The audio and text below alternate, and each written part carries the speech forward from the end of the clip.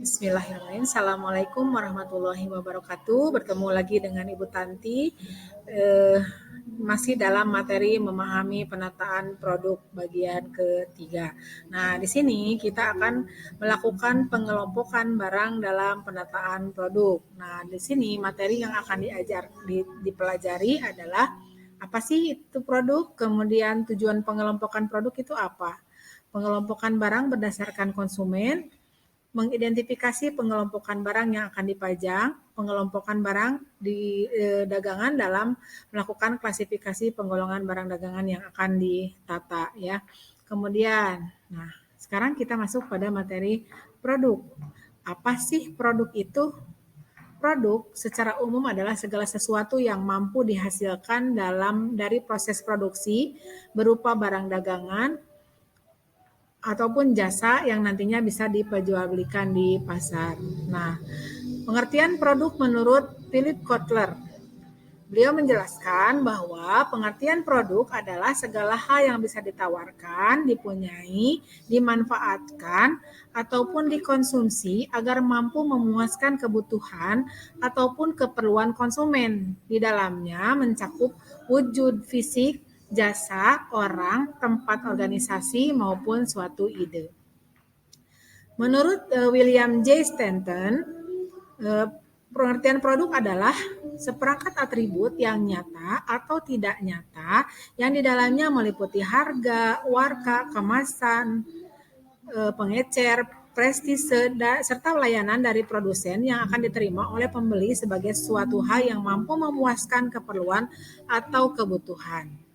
Menurut Fandi Ciptono, pengertian produk adalah berbagai hal yang ditawarkan oleh produsen untuk bisa diperhatikan, dicari, dibeli, dinyatakan, dikonsumsi, atau digunakan oleh pasar sebagai bentuk pemenuhan kebutuhan atau kebutuhan pasar. Nah, klasifikasi dan jenis produk. Ada produk konsumsi, produk industri, produk berdasarkan wujudnya, produk berdasarkan daya tahannya, produk berdasarkan kepuasan serta dan kesejahteraan konsumen jangka panjang. Oke ya. Nah, produk konsumsi itu terdiri dari convenience goods, shopping goods, specialty goods, unsold goods. Nah, di mana kalau convenience goods itu kita kenal dengan barang kebutuhan sehari-hari ya, yang biasa digunakan oleh konsumen setiap hari. Kemudian ada shopping goods. Nah, kalau shopping goods ini kalau dalam membelinya membutuhkan perbandingan antara satu produk dengan produk yang lainnya. Specialty goods, produk yang memiliki karakteristik khusus yang memiliki kesan mewah dan istimewa ya, namanya juga produk spesial. Kemudian ada yang disebut dengan unsold goods. Nah, kalau unsold goods itu produk-produk yang tidak diperkirakan akan dibeli oleh konsumennya. Kita lanjutkan. Produk industri. Nah, produk industri ini terdiri dari 3 jenis. Ada materials and parts. Ini terdiri dari barang-barang yang akan digunakan sebagai bahan baku dan suku cadang. Kemudian ada barang modal. Nah, ini biasanya produk yang mempunyai daya tahan yang lama, memudahkan produsen untuk mengelola dan mengembangkan produk. Kemudian ada produk pelengkap. Nah, produk pelengkap ini biasanya memudahkan pengelola untuk mengolah produk jadi dan serta memiliki daya tahan yang lama. Kemudian produk berdasarkan wujud terdiri dari 2, ada barang dan jasa. Nah, kalau barang itu ada fisiknya, bisa dilihat, bisa diraba, bisa disentuh, bisa dirasakan, bisa dipindahkan.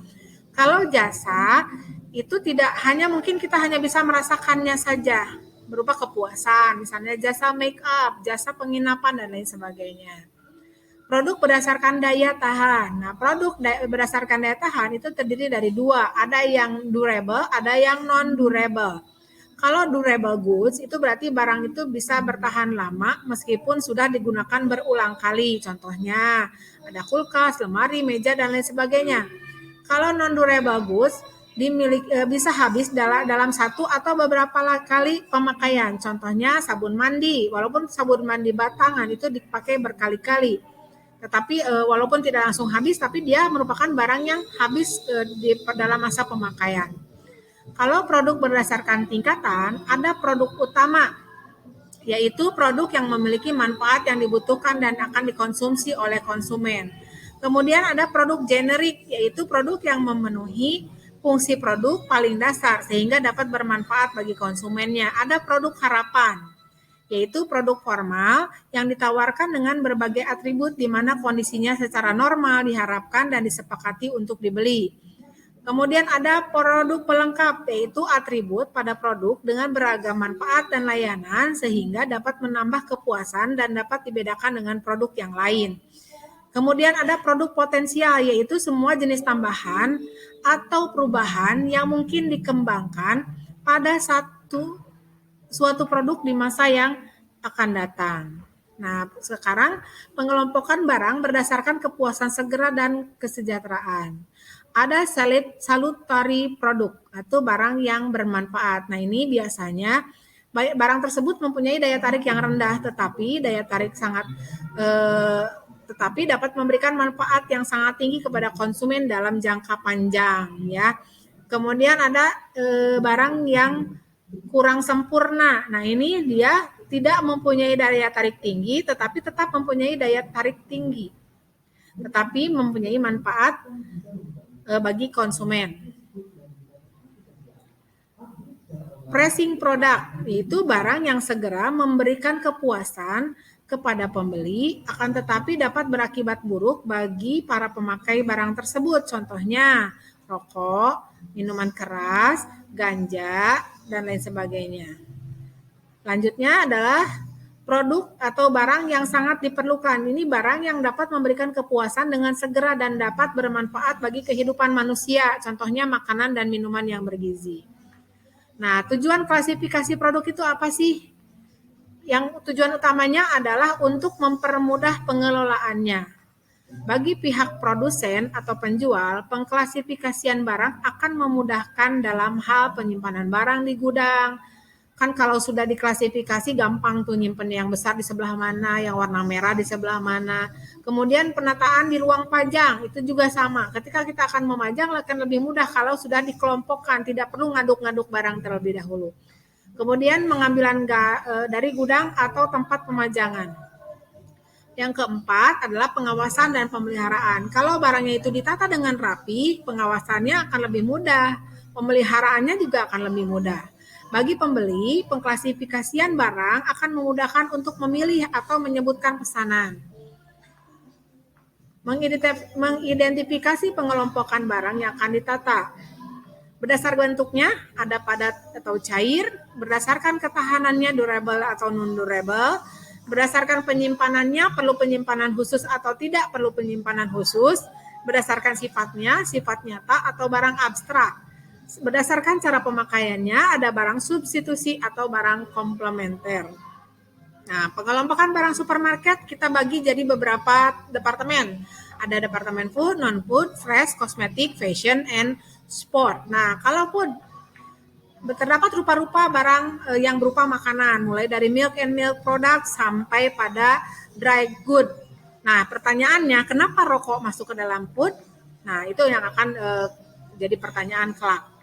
Kemudian departemen non-food.